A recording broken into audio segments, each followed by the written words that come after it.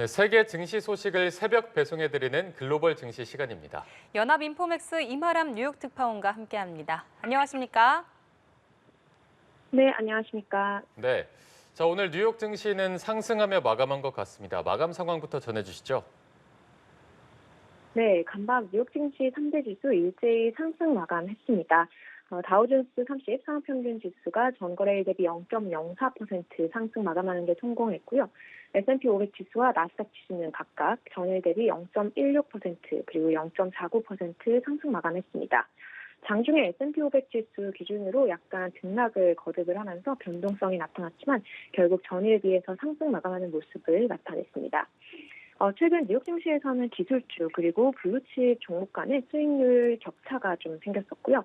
하루는 이제 기술주가 오르고 하루는 블루칩 종목이 오르는 등 이 줄다리기 장세가 좀 펼쳐진 적이 많았었는데요. 오랜만에 3대 지수가 모두 이제 상승세로 거래를 마감을 하게 됐습니다. 오늘 뉴욕 증시에서는 이제 자율 소비재 종목이 가장 큰 폭의 섹터별 상승세를 보였고요. 이외에 기술주 그리고 통신주가 상승하는 모습을 보였습니다. 반면에 에너지 그리고 금융 관련 섹터는 하락하는 모습이 나타났습니다. 네, 그렇다면 오늘 뉴욕 주식시장에 주목할 만한 이슈 무엇이 있었나요? 네, 오늘 가장 주목됐던 두 가지 이벤트가 뉴욕 증시 최고 대장주인 엔비디아의 주주총회 그리고 마이크론의 실적 발표였습니다. 우선 이제 장중에 엔비디아가 연례 주총을 개최를 했는데요. 이 주총에 젠슨 왕 엔비디아 CEO가 이제 직접 나와서 여러 가지 질문에 응답하고 또 엔비디아의 향후 사업 방향을 공유를 하는 시간을 가졌습니다. 젠슨 왕 엔비디아 CEO는 엔비디아가 지금과 같은 시장 지배력을 유지할 수 있는 전략 등에 대해서 주로 얘기를 하는 모습을 보였는데요. 사실 오늘 시장에서는 엔비디아 주총으로 인해서 엔비디아 주가의 방향성이 좀 정해지지 않을까라는 기대감이 좀 큰 상황이었습니다. 하지만 소문난 잔치에 먹을 거 없다라는 이제 주식시장 말처럼 주가에는 별다른 영향을 미치지는 못한 것으로 보입니다. 오늘 주총이 진행되는 와중에 엔비디아의 주가는 이제 등락을 거듭하는 모습을 보였고요. 결국 강보합 수준에서 마감하는 데 그쳤습니다. 한편 이제 반도체 기업 마이크론도 오늘 장 마감 이후 실적을 발표를 했습니다. 회계연도 3분기에 주당 순이익과 매출을 보고를 했는데요. 이 마이크론의 3분기 실적 같은 경우는 실적이 예상치를 상회하면서 좀 괜찮은 수준을 나타냈습니다. 하지만 마이크론의 매출 전망치인 가이던스가 그렇게 크게 좋지는 않았고 예상 수준에 그치는 모습을 보이면서 시간 외거래에서 마이크론 주가는 오히려 하락하고 있는데요. 마이크론 주가에 대한 좀 실적에 대한 기대감이 과도했던 점이 주가 하락에 영향을 미치고 있는 것 같습니다. 네, 그리고 미국 아마존도 오늘 화제 종목이었던 것 같습니다. 시가총액이 2조 달러를 넘는 2조 클럽 달성을 했다고요.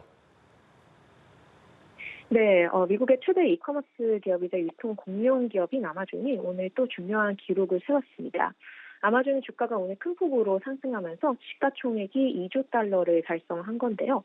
오늘 정기장에서 아마존의 주가가 전거래일 대비 3.9% 올랐고요. 193.61달러의 거래를 마쳤습니다. 이에 따라서 시총 규모가 2조 148억 달러로 집계가 되고 있고요. 아마존은 이제 IPO 이후 처음으로 2조 달러 클럽에 이름을 올리게 됐습니다.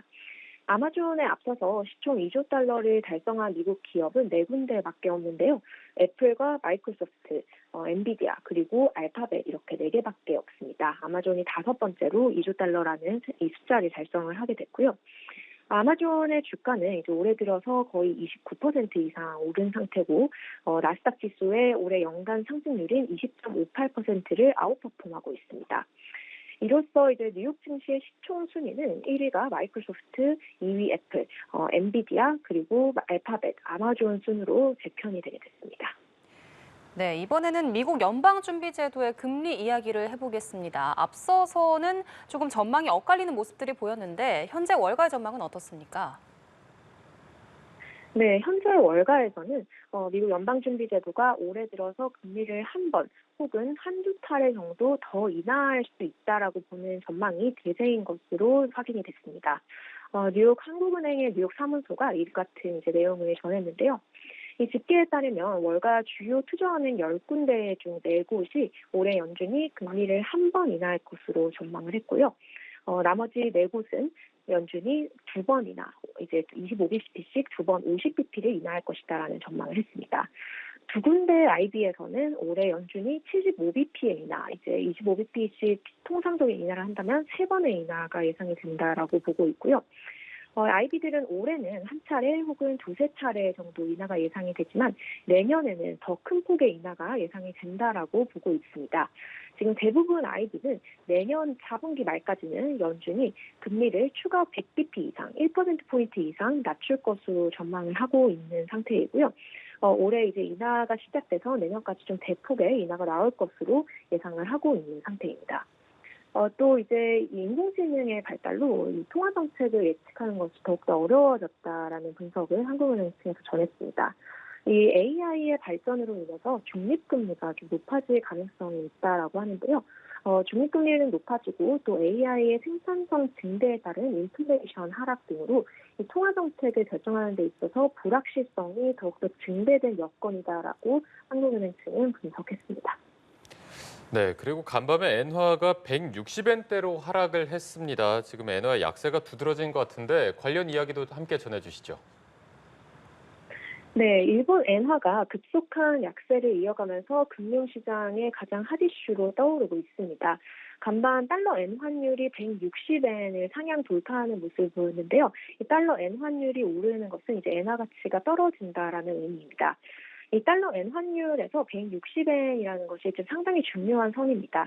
바로 두 달 전에 이 160엔대가 뚫리자 일본 중앙은행은 대규모의 개입에 실개입에 외환시장에 개입을 했었는데요. 오늘도 이제 오전 일찍부터 160엔대가 뚫리면서 그 외환시장에는 일본은행의 개입 주의보가 발동이 된 상태입니다.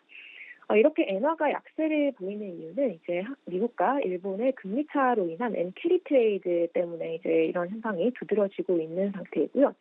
오늘 달러 엔 환율이 큰 폭으로 오르면서 엔화 가치는 37년 만에 최저치로 추락을 하게 됐습니다. 이 160엔이라는 숫자를 본 것도 거의 두 달 만에 처음 있는 일이고요. 이렇게 이제 엔화가 엄청난 약세를 보이자 일본 측에서는 또다시 부도 개입성 발언이 나왔습니다. 일본 재무성 재무관이 이제 기자들을 만나서 이 급속한 엔화의 가치 절하에 대해서 심각한 우려를 가지고 있다라고 얘기를 했고요. 또 급속한 움직임에는 필요한 조치를 취할 것이다라고 얘기를 했지만 엔화 약세는 여전히 좀 이어지고 있는 상태인 것으로 확인되고 있고요. 뿐만 아니라 엔화가 엄청나게 약세를 보이면서 달러 가치도 많이 올라갔습니다. 간밤 미국 달러화 지수가 두 달 만에 최고치로 오르는 모습을 보였고요. 이 달러 인덱스가 106선을 상향 돌파를 했습니다. 결국 이제 달러화가 강세를 보이면 서학개미의 달러화 매수 부담으로 이제 연결이 되는 요인이기 때문에요. 당분간 좀 주시해 봐야 될 부분으로 보입니다. 까지 연합인포맥스 이마람 뉴욕 특파원과 함께 글로벌 증시 상황 알아봤습니다.